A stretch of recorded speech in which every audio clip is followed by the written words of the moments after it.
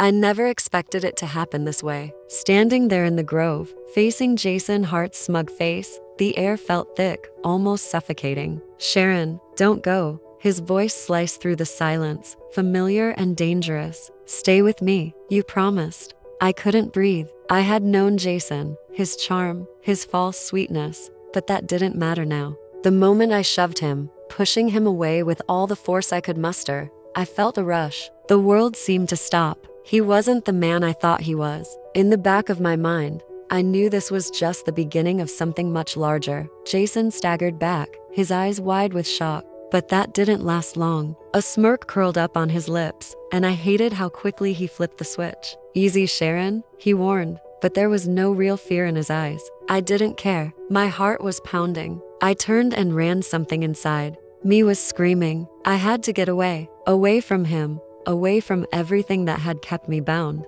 As my feet hit the familiar dirt path back to the outpost, I laughed uncontrollably as I tried to catch my breath. It was real. This wasn't a dream. I had been given another chance, another shot at the life I should have lived. But even as I ran, something gnawed at me. I had been here before. This wasn't a new place. I had lived this walk, this road once before, yet this time, I had a choice. I could rewrite everything. I had learned the hard way in my previous life, the things I had missed, the lies I had let slip by. But it wasn't too late now, was it? The educated youth outpost stood just ahead, like a faded memory now coming to life. The others were trickling back, their faces a mixture of fatigue and hope. But all I could see was Jason and Claire Summers. She was the one who had stolen everything from me in my previous life, silently, methodically, as if I were nothing but an obstacle in her way. Now, seeing her again, the betrayal felt raw. No more pretending, no more holding back. I was going to change everything. I walked into the outpost and saw Claire, her eyes sharp and calculating. "Sharon, what happened with Jason?" she asked, the concern in her voice fake, thinly veiled beneath layers of superiority. I wanted to scream at her, throw her lies right back in her face. But I didn't. Not yet. I didn't have to. "If you're so concerned, why don't you ask him yourself?" I said, my voice low, icy. She flinched, and that was enough. My heart raced faster now. I didn't care about her.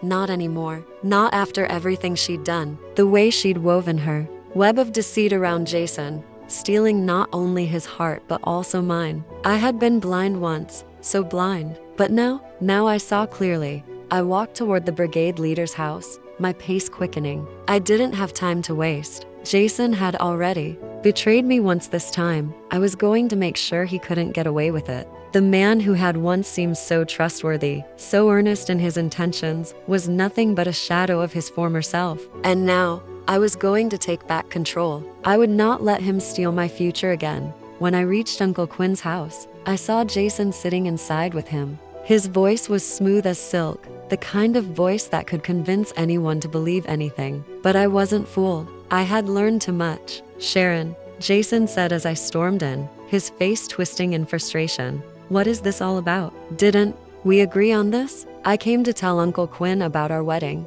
I felt a strange laugh bubble in my throat. Wedding? He was the one who had destroyed that. It wasn't a wedding, it was a trap. And I had been foolish enough to walk right into it. "You think I'll just stand here and let you manipulate me again?" My voice was sharp, louder than I expected. "I've made up my mind. I'm not going to marry you." Jason's face twisted in anger, but the smirk came back. "Come on, Sharon. Don't be ridiculous. We've been through all this." He reached out to grab me, but I jerked away, my body tingling with a new kind of energy. No more submission. No more playing his game. "You don't get to decide for me anymore," I said, my heart pounding. "You've already taken too much. I'm not going to let you ruin my life again." But Uncle Quinn didn't budge. "Comrade Sharon Miller," he said coldly, "since you agreed to marry Jason, you should honor your word. As for the list, you'll be notified when it arrives." His tone made my blood boil. He wasn't on it, wasn't he? The brigade leader, Jason, Claire, they had all been working together, keeping me trapped, keeping me from going back to the city, to the life I deserved. I couldn't stay silent anymore. "Uncle Quinn, I won't let you play me like this. I'm not going to stay here forever, trapped in this village. I've worked too hard to get this far. But Jason wasn't done. He followed me, his voice rising with anger. What's wrong with you? Don't you see how much I've sacrificed for you? We're supposed to be together. You agreed to marry me. I felt the old anger surge through me, the familiar, suffocating feeling of being trapped. But this time, it was different. I wasn't going to let it control me. I wasn't going to let him control me. The moment Jason's voice reached my ears again, I wanted to scream, "Sharon, stop." His words pierced the silence, laced with a mockingly calm tone. But it didn't matter anymore. His anger no longer had any power over me. I was no longer the same naive girl I had been before. I wouldn't let him bully me, wouldn't let him dictate my fate. I took a deep breath, trying to control the surge of emotions that threatened to take over. If I let him control me again, I would lose everything. I quickened my pace, refusing to look back. I could hear his footsteps behind me, and I hated how easily he was able to follow, how he knew me so well. But I was done running. This time, I was heading straight for the brigade leader's house to demand answers. No more tricks, no more hiding. I would expose them all. As I reached Uncle Quinn's house, I could feel Jason just a step behind me. His presence was suffocating, but I pushed it down, focusing on the task at hand. When I walked through the door, the sight of Jason sitting there, calmly talking to Uncle Quinn, was a slap to my face. The arrogance in his eyes made my blood boil. He thought I would just fall in line again. He thought I was still the same girl he could manipulate and control. Jason looked at me, his lips curling into a smile that made my stomach twist. "What's wrong, Sharon? Still upset about our wedding plans?" His voice was condescending, like he was the one who had the right to make decisions for me. I clenched my fists at my sides, fighting the urge to punch him in the face. "I'm not marrying you, Jason," I said, my voice steady but filled with a cold fury that I hadn't known I was capable of. "You've already taken enough from me. I'm not giving you any more." Jason's expression faltered for a second, the confident mask slipping, but it was only for a moment. "You're acting crazy. We're supposed to be together. I don't want to fight with you. Let's just move past this, okay?" I felt a wave of disgust wash over me. He truly thought he could manipulate me into submission again, that I would just forget everything he had done. But I was done with him. "No, Jason, you don't get to make decisions for me anymore. You don't get to decide my future." Jason's eyes narrowed, and he stood up, his anger rising. "You're making a huge mistake, Sharon," he growled. "We've already made plans. You agreed to marry me, remember?" I shook my head, my heart pounding in my chest. "I agreed because I thought you loved me, but I was wrong. You were using me, Jason, the whole time. And now I'm done." The air was thick with tension as Jason took a step toward me. I didn't move. I wouldn't give him the satisfaction. "You can't just walk away from this, Sharon. We're already into deep. You're making a scene. You know how people will talk. You don't want to be known as the girl who ruined her own future, do you?" His words were poison, but they didn't have the same effect on me anymore. I had spent so many years living in the shadow of his lies, but not anymore. The shame he used to wield against me, his words, his threats no longer had power. I wasn't afraid. I wasn't the same girl who had let him control her life. Jason reached out to grab me, his fingers curling around my arm. I felt a spark of panic rise within me, but I pushed it down, focusing instead on the strength I had found in myself. I jerked my arm away, a fierce energy surging through me as I stared him down. "Don't touch me, Jason," I said, my voice low and dangerous. Uncle Quinn, who had been watching the exchange quietly, finally spoke up, his voice cold and disapproving. "Sharon, you need to calm down. You've already agreed to this. You don't have the right to back out now." His words were like a slap to the face. "I don't care about your approval, Uncle Quinn," I said, my eyes blazing. "You've been complicit in this whole thing. You've been helping him keep me here, keeping me trapped. You don't get to control my life anymore." Jason's face twisted with frustration as he stepped forward again, his voice rising with anger. "You're ruining everything, Sharon. You think this is easy for me? You think I wanted any of this? You agreed to marry me. You don't just walk away." I felt the sting of his words, but I wasn't going to let them break me. "You're not the victim here, Jason. You're the one who betrayed me. You're the one who tried to steal my future. I won't let you do it again." Jason's expression faltered, the anger in his eyes replaced with something else, something darker. He didn't like being challenged, didn't like being exposed. But I wasn't afraid anymore. I wasn't going to let him win. I'm leaving, I said, turning away. And I'm not coming back.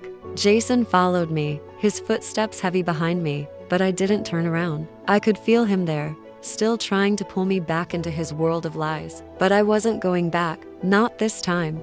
The weight of the situation settled in as I made my way to the door. I had taken my first step toward freedom, but I knew it wouldn't be easy. Jason and Uncle Quinn weren't going to let me go without a fight, but I had already made up my mind. I wasn't going to stay in that village, trapped by their schemes and lies. I was going to fight for my future. I could feel Jason's eyes on me as I walked away, but I refused to let myself falter. Every step I took felt heavier than the last, yet it was freeing at the same time. I was finally taking control. This wasn't just about running away from him or his lies, it was about reclaiming my future. No one could decide that for me anymore.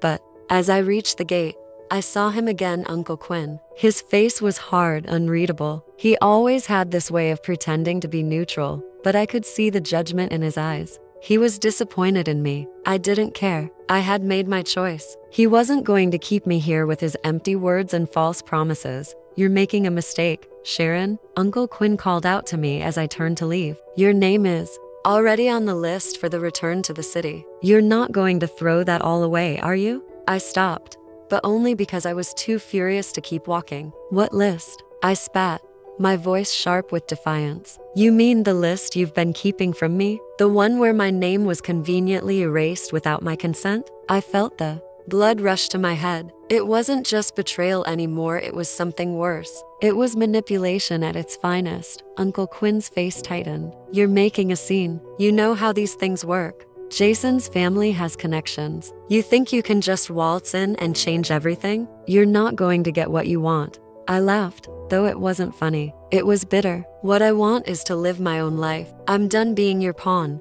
I turned away again, the anger boiling inside me. They thought they could control me, thought they could trap me in this little village forever. But they underestimated me. This time, I would fight back, and no one was going to stop me. I started walking faster, determined to get away from them, from all of them. I knew Jason was probably behind me, following like a shadow, but I didn't care. Nothing he could say would stop me now. The next thing I knew, I was heading straight for the commune office, the place I needed to be. It was the only way I could fix this. But as I walked, I could hear Jason's voice, his footsteps just behind me. Sharon, he called, but I didn't stop. Sharon, you don't have to do this. We can fix this. I can fix this.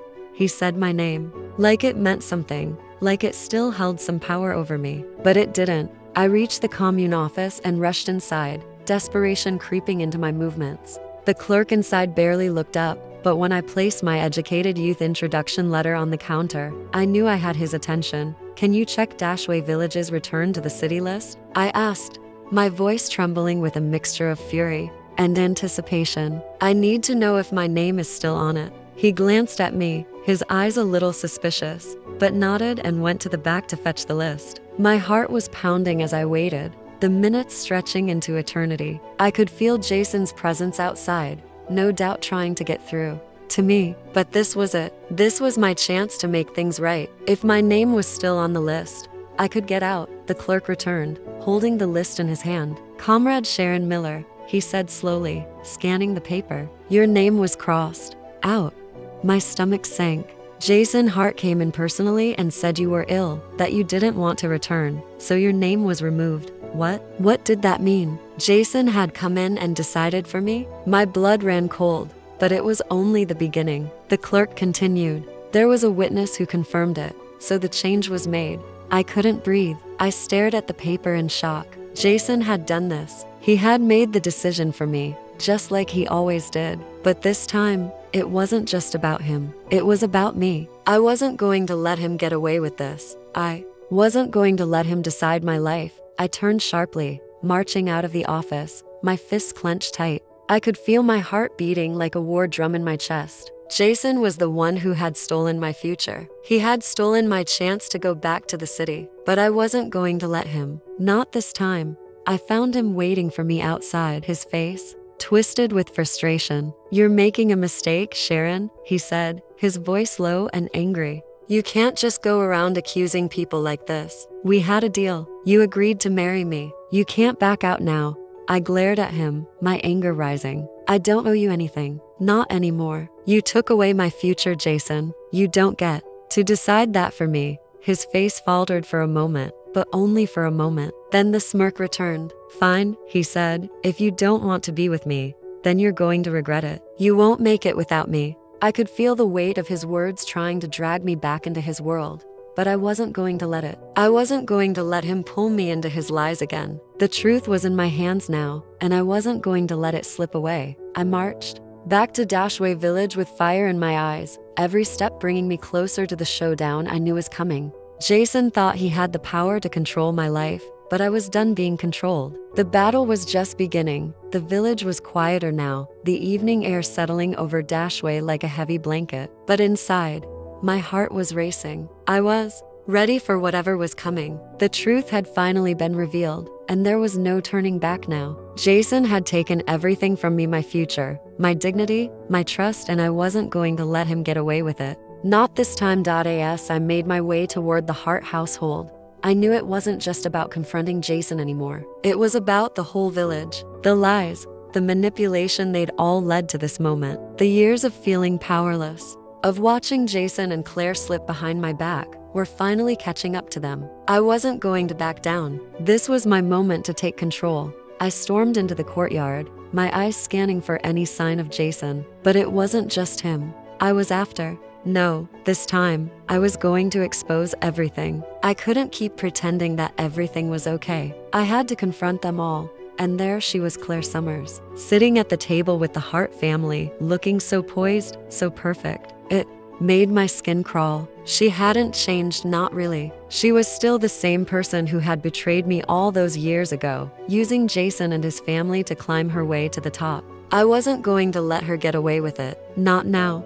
"Sharon, what's this all about?" Jason's voice broke through the tense silence as he saw me standing in the doorway. The smug grin on his face only fueled the fire inside me. "I don't know why you're making a scene. We've already been through this." "No, Jason," I snapped, my voice sharp and unwavering. "We're not going through this again. You and Claire have been playing me for far too long. I'm not your pawn anymore." His face darkened, his smile faltering for the briefest second. But he quickly recovered, stepping toward me. "You're acting crazy. We've been through everything together. Don't make this harder than it needs to be." I could feel the years of frustration and betrayal bubbling up inside me. But this time, I didn't hold back. "You and Claire have been lying to me from the start. You used me, Jason. You used me to get ahead, to make yourself look good. And you thought I wouldn't figure it out." His eyes flickered with something, fear, maybe, or guilt. But it was gone before I could pinpoint it. Instead,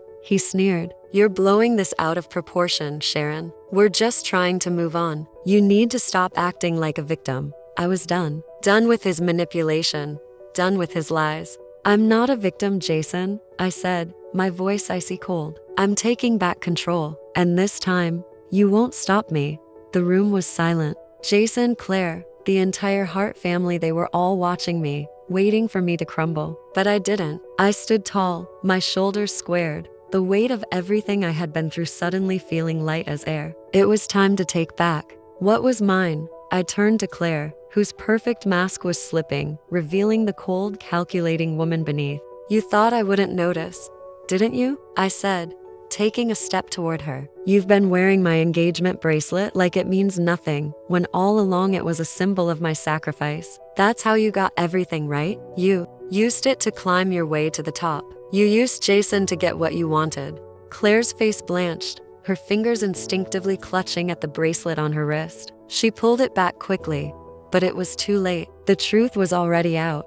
"I didn't steal it from you," she said, her voice weak, but I could hear the panic in it. "Jason needed it. It wasn't like that. You don't understand." I laughed bitterly, the sound sharp in the stillness of the room. "I understand more than you think, Claire. I understand exactly what you've been doing all these years, and I'm done letting you use me. You want to wear my bracelet? Fine, but it won't save you this time." She looked away, and for the first time, I saw the cracks in her perfect facade. She wasn't as untouchable as she'd thought. The Hart family was silent, their eyes darting between Jason, Claire, and me. but it wasn't enough. The betrayal was too deep, the hurt too raw. Jason had made his decision, and now it was time to make him face the consequences. "Jason," I said, my voice steady, "you went to the commune. You pretended to be my husband and had my name crossed off the return to the city list. Do you have any idea what that did to me? What that could have cost me?" Jason's jaw clenched, his eyes flashing with anger.